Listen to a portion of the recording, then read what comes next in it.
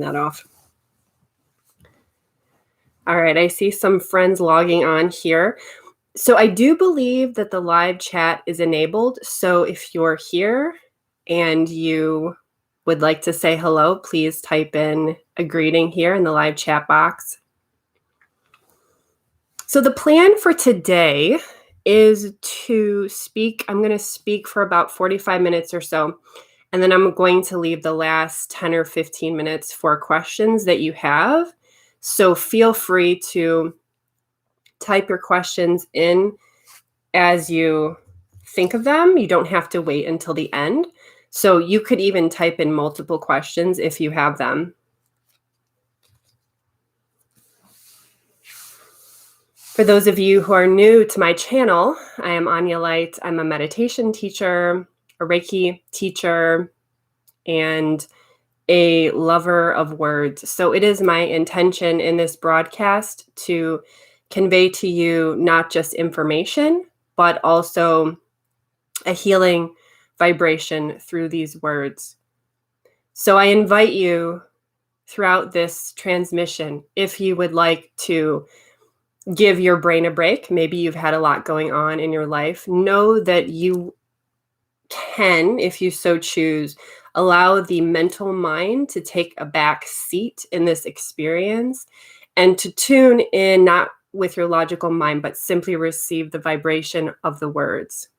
Your subconscious mind also will receive and gather that information for you, which can be digested later. Let's get started.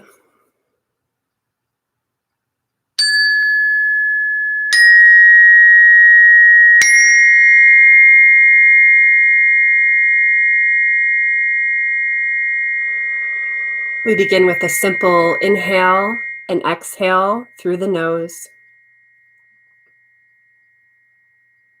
grounding down into our physical bodies, into this physical space with the breath.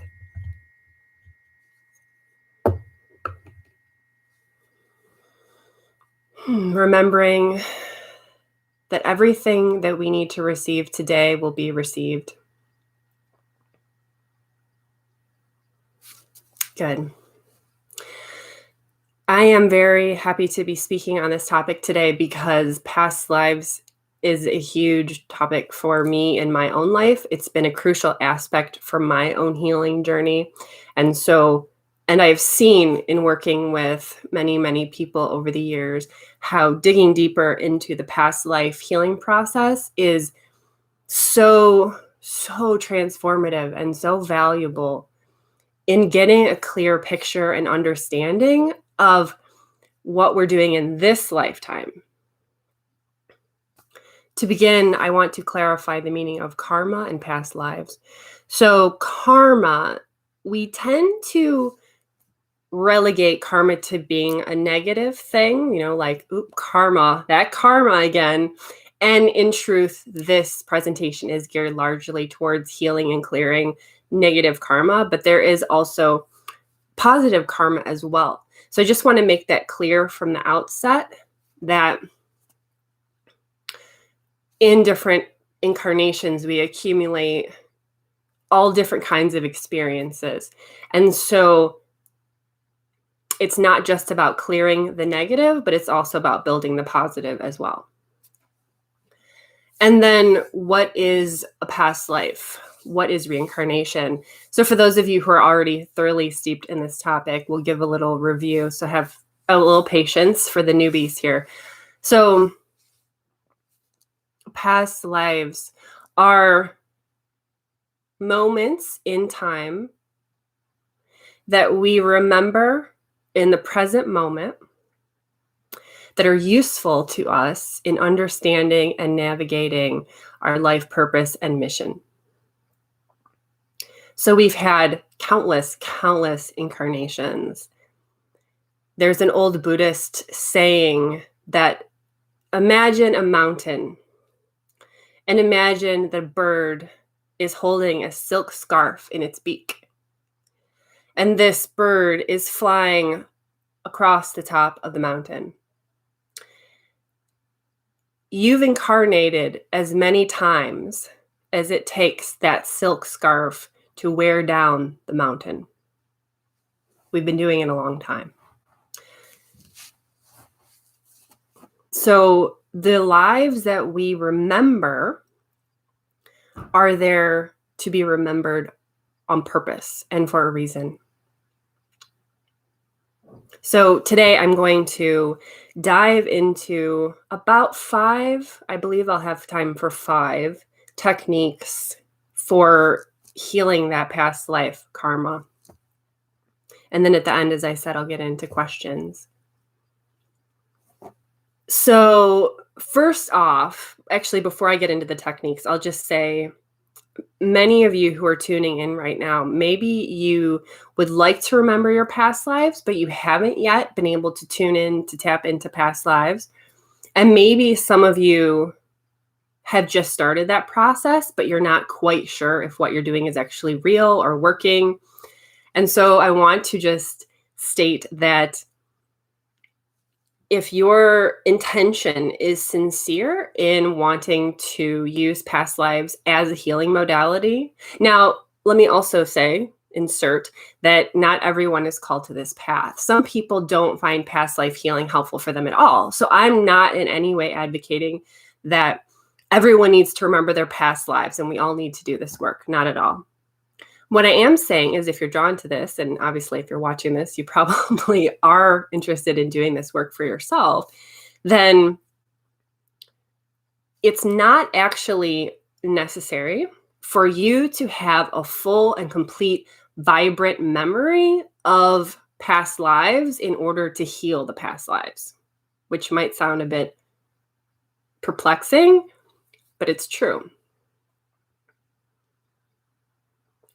All you need to do is have the sincere intention that through your practice, all the residue, all the lingering that sticks to your soul will be released just by simply doing the work and setting the intention. Because as I say to my students all the time, it's 98% intention. The rest is the grace of God.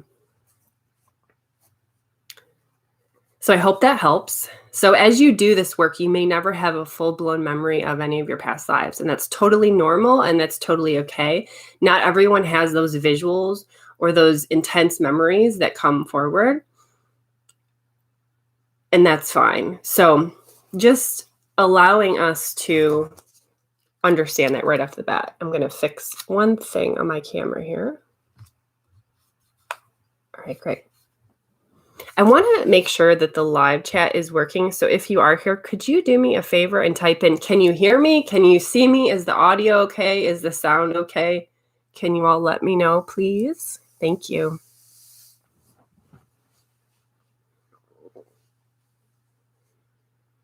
Okay. Oh, thanks, Carly. Good. Welcome, Carly. Okay, so we're going to get started with the techniques. So in no particular order, and I'm really going to let Spirit guide me here in how deeply I explain these. The first technique is to allow yourself to tune into the art form that best speaks to you. And to, when you begin your practice of that specific art form, so it could be a painting, it could be music, it could be writing, anything. When you sit down to create, when you sit down to allow yourself to become a vessel of spirit, simply say a prayer or set an intention at the beginning of that journey and ask that the creation that you make ripples through all of eternity, and your creation allows you to clear and heal everything that needs to be cleared and healed. So let's say, for example, that you're creating a painting and you're just allowing yourself to flow with the colors. All of a sudden you find yourself crying, and maybe you don't even know why, but you're feeling all of a sudden this release, these tears. And then you start painting a boat.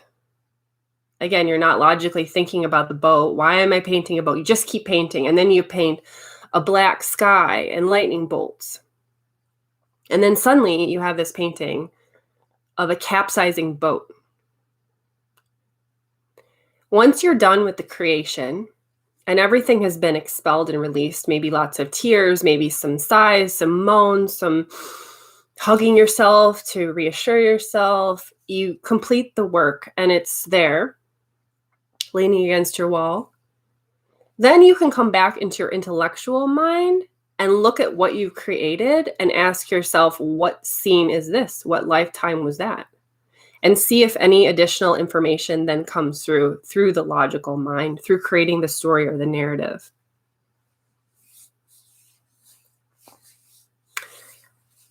So this works with any piece of art, with any kind of art form, any kind of expression. So for me, I use writing a lot to tune into the past lives. I use poetry. It's very helpful. And again, you don't necessarily need to get a full-blown vivid image or sound or sense. It could simply be like a knowing that's not attached to words, or it could be just a feeling. So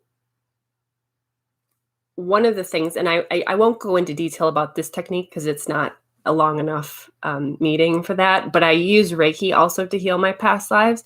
And sometimes when I set the intention and then I direct the Reiki energy throughout my body, I don't necessarily get clear visions. It's more that I just feel my body relaxing and I feel myself growing more peaceful. Or sometimes I burst out into a flurry of tears that are not connected to a specific idea or word or vision. It's just something is coming up to be released.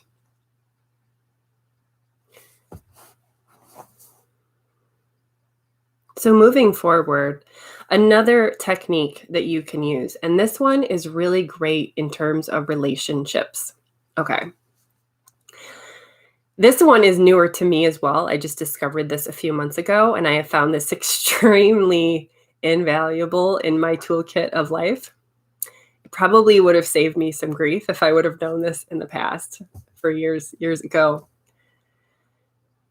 So you can use the practice of eye gazing when you meet someone new, whether it's a potential romantic partner or a new business associate or a new neighbor or someone of that nature. Or if you're reaching a juncture point in the relationship where you're not sure about how things are going. Maybe you have doubts. Maybe you think the relationship might be coming to an end. Maybe you think you might need to bring it to an end possibly. Or you're not sure about someone's intentions. Maybe something funky happened and you want to check in. What you can do, and this does require a person who is a bit more, well, I should say a lot more open. What you do is you simply ask them if they would do an eye gazing practice with you. And you can simply say something like, I really have, I've been doing a lot of different spiritual practices, and I feel like I'm coming to care about you, or I've cared about you for a long time, and I would love for you to just play around with me. Can we just do this? Let's just look at each other for a few minutes and not look away. So the idea is to sit close to the person and then lock eyes with them and then just look, just gaze. It helps to focus on one eye. I usually focus on the left eye because that is the gateway to the soul. The right eye is it goes a little bit less deep into the soul. So I usually focus on, in my vision, it's their right eye, but it's that person's left eye. And all you do is just look. And you will, if given enough chance, at least a few minutes, you'll start to feel something. For me, because I've been doing this work for a long time and I really have made it a huge priority, I am able to see full out visions, almost like movies playing within someone's eyes. So I don't know if well, I won't mention the name, but if you're listening, you know who you are. I was doing a Reiki class with someone a couple months ago, and we wanted to take our work deeper together. So we sat down and we practiced eye gazing, and then afterwards we shared notes. And what did you see? What did you see? And we both saw the vision of a battlefield. And I had seen how she had stepped in front of me and gave her life for me in this battle. And I had felt this being's enormous love for me and my love for her, that it just transcends time and space and logic. And we both remembered that and cried these very happy tears to remember that, because it gave us reassurance of what we were doing in this lifetime is so important for both of us. It was such a beautiful moment. And so sometimes you'll see, if you look, you will see visions playing out, moving pictures like movies. Sometimes they'll be pleasant, sometimes they won't be pleasant. I recently met someone new that I thought maybe it would go into a romantic direction. We eye gazed. I realized quite quickly, no, that's a bad idea to go in that direction with this person, because we have a whole heck of a lot of old accumulated negative karma. And I just didn't want to get into that. The person was in this lifetime a really lovely person. However, I just didn't feel that it would be good for my soul in this lifetime to have to work through clearing all of that. I would rather get into a romantic relationship with someone where there's a lot less work involved, because I'm more flowing in the direction of things flowing naturally and organically. And I don't always feel like I don't feel like I need to fight for things as much. So I'm letting things come to me that are not quite as fraught in terms of relationships. So anyway, I saved myself maybe a few years, because I definitely found this person attractive. We had a lot of the same interests in common. I mean, on paper, we were a perfect match, but looking into this person's eyes, just for a few minutes, I could see, this person, what I actually saw was this person had killed me in a past life. So I don't want to get into that,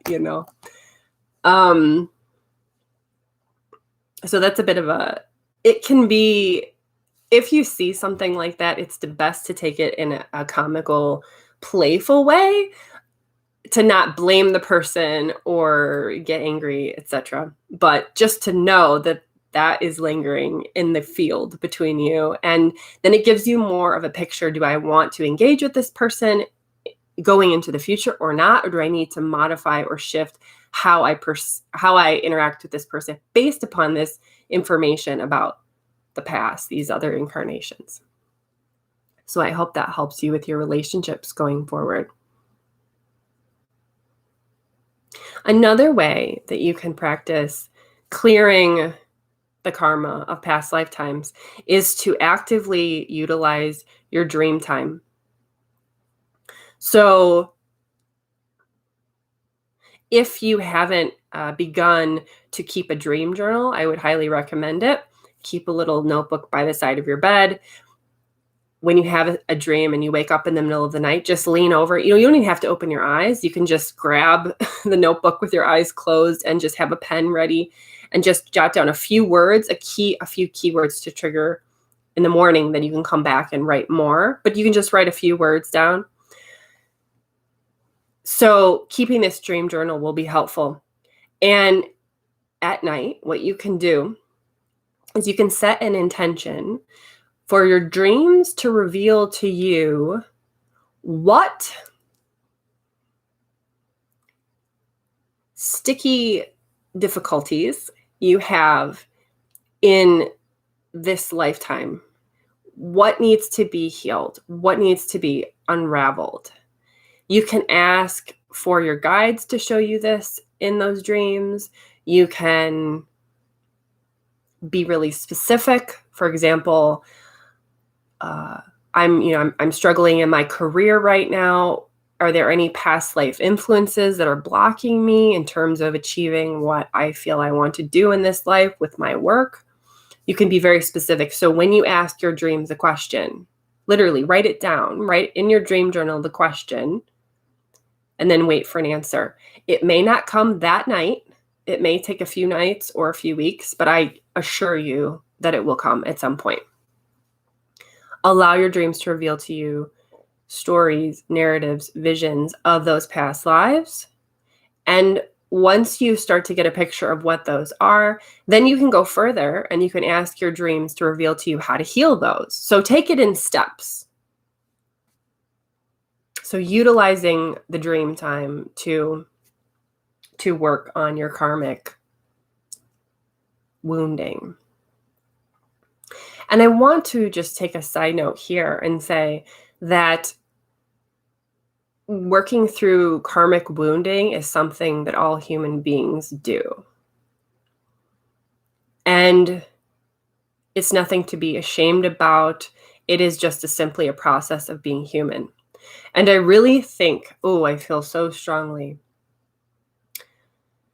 that the chaos and the fear that we see in the world today would not exist if more of us knew as a deeply lived experience that we do have past lives.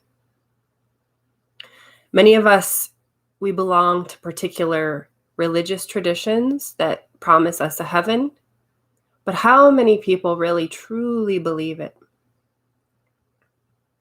If we really knew that our lives extended infinitely, and that physical death of this body does not mean an ending, it is merely a transition point. If we knew that as a collective, as a human collective, if we knew that, oh boy, how powerful we would be, wouldn't we? Wouldn't we?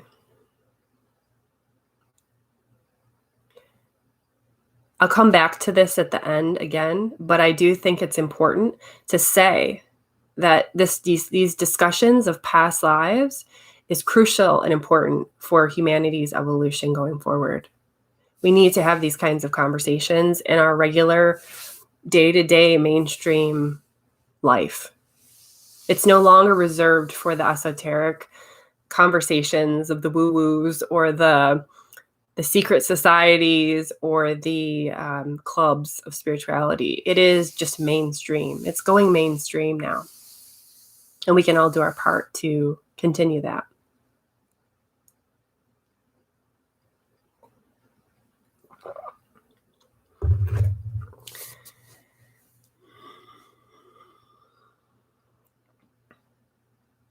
Another technique that you can use is to,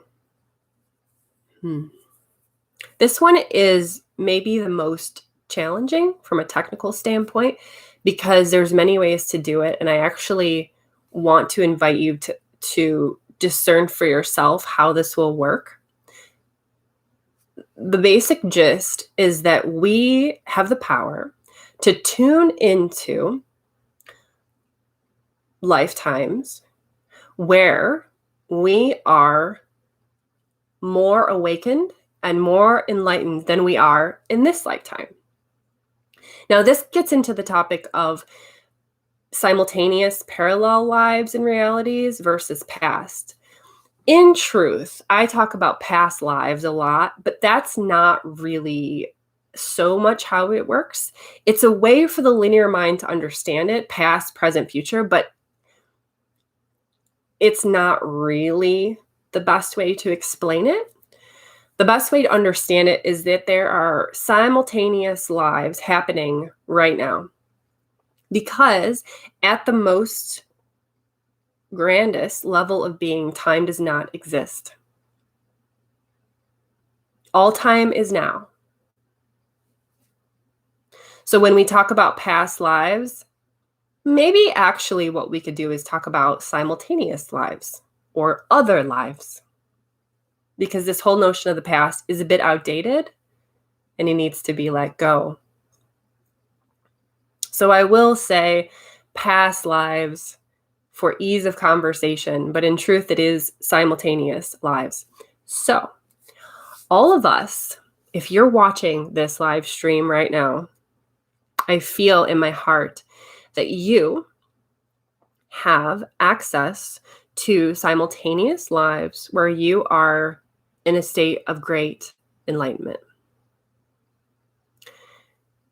This knowing of the possibilities of healing that come from tuning into this vibration, this energy, this stream of life, of enlightenment, came to me personally recently. Well, to be fair, it first came a few years ago when I was having a conversation with my yoga teacher at the time. And we were chatting about something very beautiful and profound. I don't remember what it was, but I got this feeling all of a sudden of remembering when he and I were living from a very aware and awake state, much, much more so than we are in this lifetime. And I said that to him. I said, I think that you could call us fully enlightened. I put that in quotes because there's only levels of enlightenment. There's no fully, but I think that's the terminology that I used at the time. And he paused and he reflected on what I said. And he said, yeah, I think you're right. And we just sat with that for a minute, really basking in that energy. But we didn't really do anything with it in particular. But recently, a few weeks ago, for me, I was meditating on a particular relationship that I have with a beautiful soul. And it's been in some ways a very tumultuous relationship because we've been in the process of clearing and healing a lot of negative past karma. But equally so, we've had a tremendous amount of positive karma. I'd say the scales are almost balanced at this point. Excuse me. And so I was reflecting on this relationship. I was deep in meditation, communing with this person's higher self. And all of a sudden, I felt this wave come through my body of this simultaneous incarnation where he and I are in a sacred partnership, a sacred union, and we are extremely awake. The state of being where you don't fall out of remembrance of your divinity, a state where you live that 24/7. It washed over my body, it filled me, it flowed through me. I went into a state of bliss and ecstasy that lasted about 24 hours or so.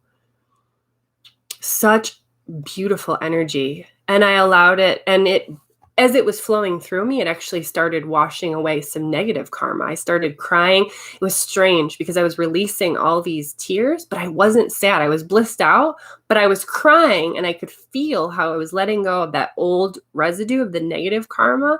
But in the process of it, it felt exquisite. It felt, you know how sometimes when you're crying, you're releasing old stuff, it kind of hurts as it goes out. But in this particular situation, it just felt really good, like ecstasy. And so as I was in the experience, and then later in the past few weeks reflecting on it, I realized that this ability, this is a technique that everyone can use. If you are on the spiritual path to the point that you're on right now, that you're even listening to a message like this and not dismissing it as complete hoo-ha, then you have within you the ability to access the simultaneous incarnation where you have reached a level of awakening that it far surpasses this one. And what you can do is breathe it in. In fact, let's do it right now, just for fun. So if you'd like, you can close your eyes.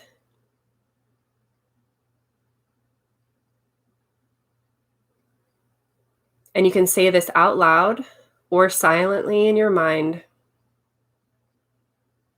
I invite the energy of the simultaneous incarnation where I am enlightened above and beyond what I experience in this lifetime to enter me, to flow through me.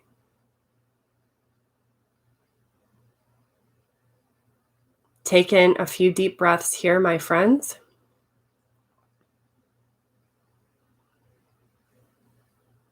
Let the mind relax. Just feel.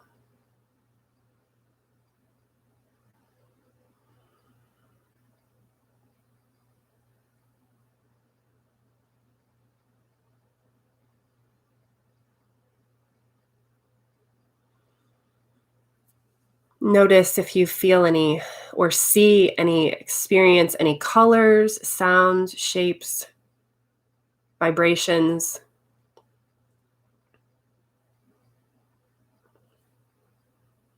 You might feel some movement in your third eye chakra, in your heart. Maybe you're breathing more heavily, or maybe your breathing is more relaxed. Just let whatever comes come.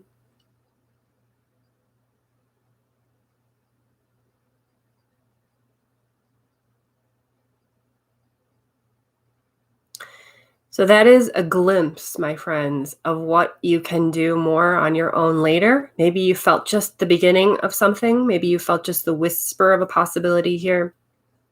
A great place to do it is the bathtub. If you have a bathtub, get some Epsom salts. The bathtub is a very great place because it's very comforting. It's like being back in the womb. So it's a feeling of safety. And especially too, many of us are in the cold of winter. So being in a nice warm bath is just this protective feeling. So take a bath, maybe tonight or tomorrow, and allow yourself to, again, set that intention. 98% is intention.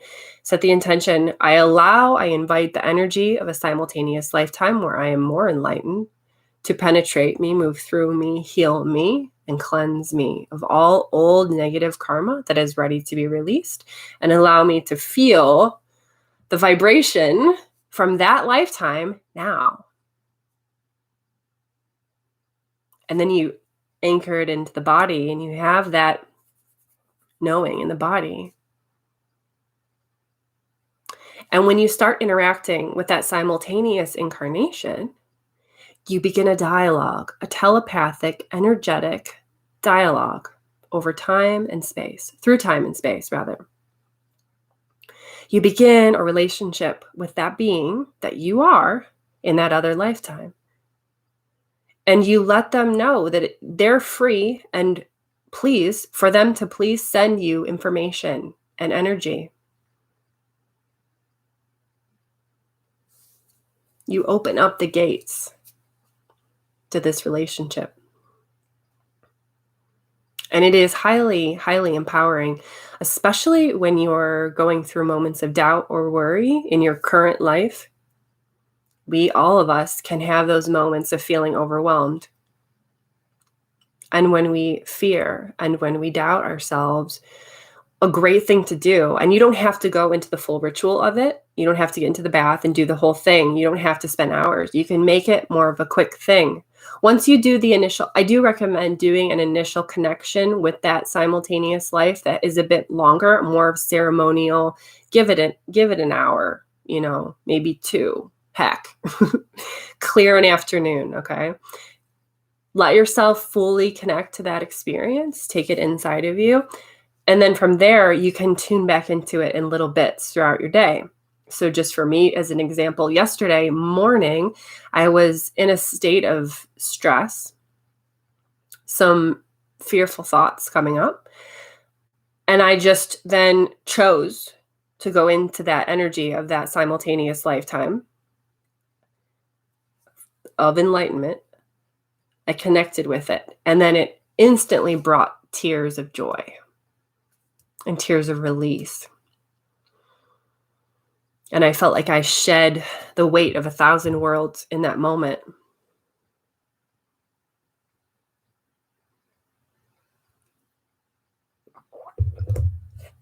So I hope that you will experiment with that, and feel free after you experiment with that to send me a message, email me, or leave a message here on YouTube and let me know how that practice goes for you. I'd really like to hear about your experience.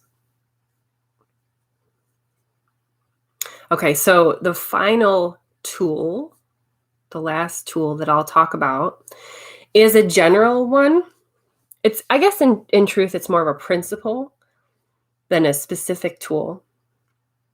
And it is simply, and you can memorize this, and I hope you will, trust your body. Trust your body. Ooh, that's powerful. It's really powerful in today's age because so much of our media is telling us not to trust our body. So this is truly an act of spiritual rebellion when we do this. So healing. So trust your body. What does that mean? So in your day-to-day life, as you encounter different experiences, different moments, different experiences, if your body is pulling you in excitement, passion, or joy, or curiosity towards something,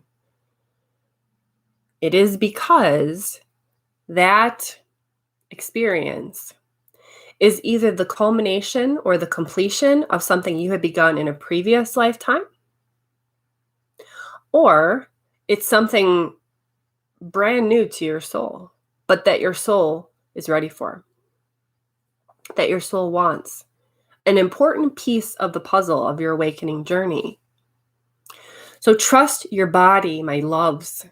Trust your body. When your body is pulling you towards something, in joy and excitement, passion, follow it, because it is in alignment with the other lives that support you. Conversely, if you are feeling heaviness, restriction, tightness, tenseness, clenched jaw, a headache, these are signs that your body is gently telling you, or maybe not gently, maybe it's screaming really loudly with a chronic illness. Your body is letting you know directions to turn away from, to backtrack, to go in a different direction. Because these directions that you've been going down or that you're contemplating are going to be a detour, a distraction. And yes, of course, we learn from everything. We learn from mistakes. We learn from mishaps. Absolutely. Nothing is ever wasted in the universe. But the question that you want to ask yourself is, how many detours do I really want? How many am I willing to put up with? For me, at this stage in my journey, I have zero tolerance for detours. None. Maybe you're not at that stage yet where you made that commitment. For me, making that commitment involved many prayers that I've said over the years where I asked the universe to give me whatever it needs to give me to wake me up.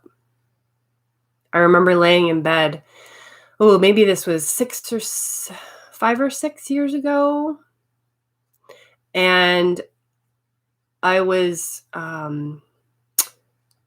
still battling some pretty severe chronic illnesses and feeling pretty miserable and feeling defeated. And then I just realized, you know what? This is the best possible thing that could happen to me. This is waking me up. Wow. And then I realized that what I wanted to do was allow any more illnesses that wanted to be there, that could come, that the universe wanted to give me in order to wake me up, that I was ready for it, that I was willing to undergo and receive whatever circumstance.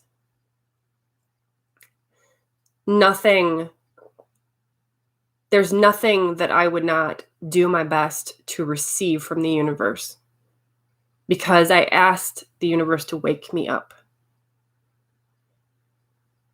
And maybe that seems like a bit of a terrifying thing to do, but at some point in your journey, you'll get there where you'll say, whatever it takes. Whatever it takes. Wake me up. I don't want to sleep anymore. I've had it with sleeping. I'm done. I'm done. And when you make that commitment, that doesn't mean that you're going to live a blissful life from here on out, or that you'll be completely immune to being stressed. It doesn't mean that. It just means that you'll snap out of those stresses pretty quickly. You'll snap out of those depressions pretty quickly in comparison to how you used to be, because now you have a focus that is so strong. And so in terms of past lives, trust that all the lives that you've ever lived, that you will ever live, that you're living in parallel dimensions at this very moment, all these different versions of you are conspiring to create the most evolution in the quickest amount of time. Because truly, that's what the universe wants to do, is keep unfolding to higher levels of knowledge of itself. We are just a small piece of that greater unfolding. And when we surrender to that through learning about past lives, through doing spiritual work and practices, then, oh boy, whew. Yeah. Here is where I will end my discussion on the tools and techniques. And I would love to receive your questions if you have any and answer them.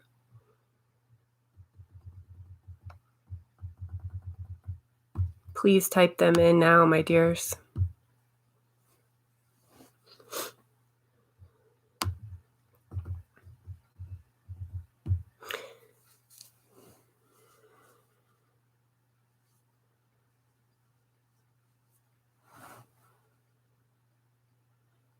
I see a lot of comments from Mother Isabella, God, and Elizabeth. So thank you to you beautiful souls for all your comments, and thank you to Carly. All right.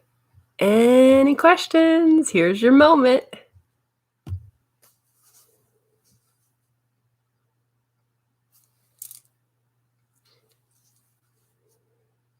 While I'll wait for a couple minutes for the questions to come in, I'll repeat what I had said before, which is that I want to really encourage you to use your words in the coming weeks, months, and years to speak to people about things like this, past lives, simultaneous incarnations, other dimensions of existence. These discussions can no longer be merely behind little spiritual closed doors, but they need to be out in the greater world to bring awareness to the fact that we truly, truly, truly can learn to transcend the fear of death. When we transcend the fear of death, then we are no longer so easily manipulated by those who would wish for us to live in a constant state of fear. We become invincible to the BS. And that is what I wish for each of you. All right, loves, I don't think there's any questions coming in, so we will wrap it up here. Let's end with these tones. And as you absorb these tones into your body, I'm wishing for you health, abundance, peace, joy, and the wisdom of your beautiful, infinite being. Namaste.